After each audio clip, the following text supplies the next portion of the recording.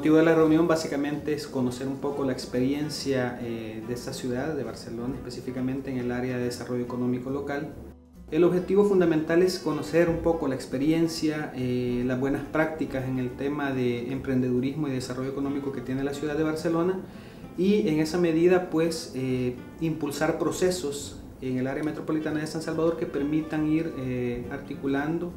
no únicamente el tema de desarrollo económico local, sino también el tema de desarrollo urbano y territorial, que sin duda alguna son elementos que tienen que estar vinculados y que es importante desde ese punto de vista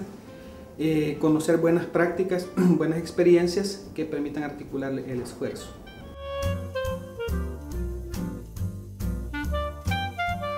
La planificación básicamente se hizo en coordinación con la referente por parte de Barcelona. Nosotros planteamos ciertas temáticas que queríamos conocer y se ha hecho una agenda para toda la semana. Principalmente conocer esfuerzos en la parte de emprendeduría, en el tema de los pactos territoriales y también otras experiencias, por ejemplo la planta de compostaje, que fue una propuesta de